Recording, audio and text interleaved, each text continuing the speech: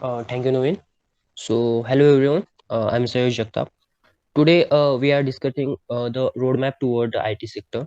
So, basically, we all know there are four sectors like web development, Android development, machine learning, and ethical hacking. We are discussing the three sectors. We are discussing the just three sectors except ethical hacking. So, let's start. So, how to become a full stack web developer? How If you want to full stack web developer, you need to know about the HTML, CSS, JavaScript along with the backend. But making a right choice in the era where there are lot of options create a lot of confusion in new web developers. Obviously for beginners also. So we use a bucket technique. Note that point, guys. We are discussing a fastest way to become a full stack web developer. So we use a bucket technique like for front-end developer, we need to study the 80% of HTML, 60% of CSS, 50% of JavaScript. So many of us are asking why 50%, why not 100%? So there are many concepts in JavaScript like promises, classes, OOPS concept like object-oriented programming. So that was much more difficult. So we don't need those concepts for make a good website for beginner. We need to learn those concepts afterward. And as we see, 20% of database that insert, update, delete such things. So after you finish the learning all these technologies, you will able to build a good design. But it is not possible to build a stunning website without graphics design skills. You need to either a good designer or refer to some design which is good enough for you site looking. Note that point, guys. We are a web developer, not a web designer. Web development and web design are both are different parts. So we have to refer our favorite site and just copy those design and make a code of them. So web design is much difficult and different of web development.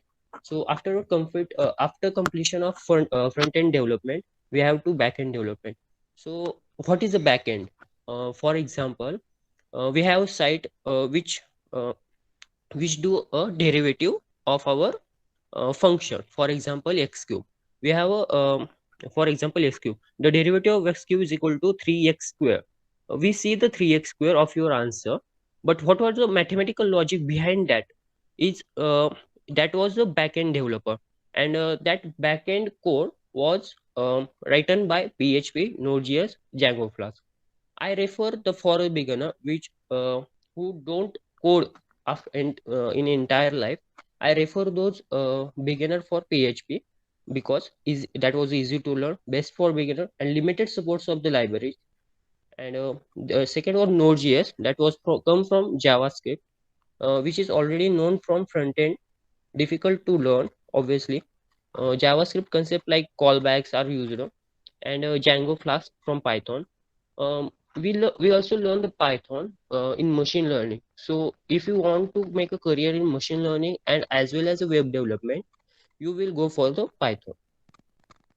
So the point that was not recommended for the beginner, front-end framework like React come from Facebook, Vue, Angular, Angular from, as we all know, from that was from Google, and third-party libraries JavaScript, CSS framework, website builder. Note that point. Don't get me wrong, JavaScript framework are amazing, but you want to be a successful web developer, you need to master the HTML, CSS, and JavaScript first. So moving on the second, how to become an Android developer. So if you want to become an Android developer for 2021 and beyond, this is a guide will help you. So first question, why Android developer? We are two-third, that is 64% of the system platform. It's really available, easy to use, easy to learn, and easy to earn also. iOS device are much higher price. With faster IDs, phones, computer, high demand. This is the best time to learn the Android development and design also. So common questions that are coming from coming first for while learning the Android development. which platform to use, like Java, Kotlin, Flutter, React Native, Xamarin. We will discuss afterward. How to make a money in the college, how to how much money will take, how much time it will take, how will it impact to the placement study, what should be the strategy and resources, and how to create a games like PUBG and GTA. We will discuss it further. Now, some advantage learning the Android developer. That it's great salary, obviously. Uh, I will be noted that point that there are many jobs available in web development, and that was a there was many competition also. But in Android development, there are less job, but less competition also. So Android development jobs are much play a higher salary than web developer. Um, Much play a higher salary than web developer. Outside the job opportunity, we will do freelancing, that get online projects, app owner like etc. Can make a can make you a lot of side money also in college. So we will discuss our first question: which tool we have to use. Now, as you can see, Java, Kotlin, and Flutter. Java and Kotlin are for native apps, and Flutter for the hybrid apps. Now, what is native apps? Design a particular Android OS called a native apps, and designed for multiple Android OS like iOS device, Microsoft, and Android. That was called a hybrid apps. So, Kotlin is for official language from the Android. Kotlin, that was the official language from the Android. So I prefer, if you want to just make a apps in your entire life, go for the Kotlin. And some of us have to work on the tools or do the competitive coding also. You may go for the Java. As we all know, that was used for the competitive coding also, and you can learn a data structure algorithm, those things in Java also. Now, what is a hybrid app? You may note that point. I not refer the Flutter because while making course in the Flutter, we may look out for the entire operating system like iOS, iOS or Android. Forget for the example. So while making code, there was some chances to get a flaws or get a bugs like those things. So absence of free advantage tools, flaws due to the hardware, costly license, low performance at that time. So I not recommended for the Flutter. Afterward completing those things, we have to learn the XML or Java code. XML consists of view and view groups, and Java or Kotlin consists of logic. As moving backward, so here, like web development, HTML, CSS, just for designing the our page. Why, like where is the button, where is our image, how look that page is code from HTML, CSS, and the logic behind that is code from JavaScript. Similar those. This is similar to the Android developer. Like XML is used for the designing, and logic behind that is code from Java or Kotlin. You may go for both of them. Moving forward, so obviously job roles. After learning those things, Android developer, Android engineer, and Android testing, you may get a job in IT sector. So how to make money in college studies also while learning a study. Freelancing, you may get a project that was much more difficult, but you may go for that. Play Store, app down, and go for an internship or jobs. So now we discuss a complete roadmap about the machine learning. So moving forward, so step one, pick any programming language and get start. That was the main thing. Which tools we have to decide. So first step, start learning machine learning. To pick a programming language, there are different programming language in the market, but most suitable for the machine learning is Python and R. So I noted that that point. R is now not used in many companies. Python is much recommended because we will do many work on the Python also. So R is not recommended for here from me also. Why Python?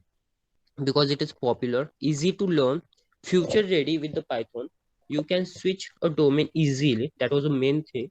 Python offers a popular framework like Django and Flask for the backend developer.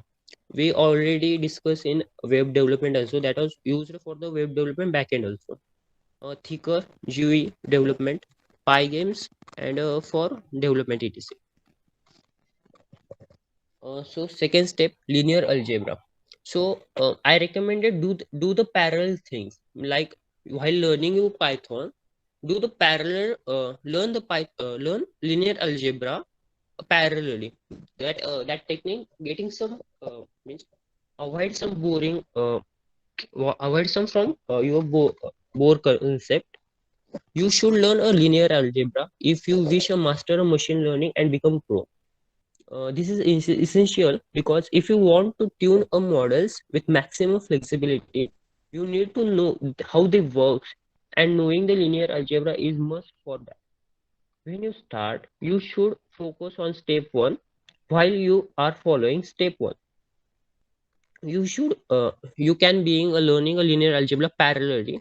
This is what I call a parallel conjugate technique. Step 2, learn statistics. Having a basic understanding of probability and statistics important when it comes to mastering a machine learning.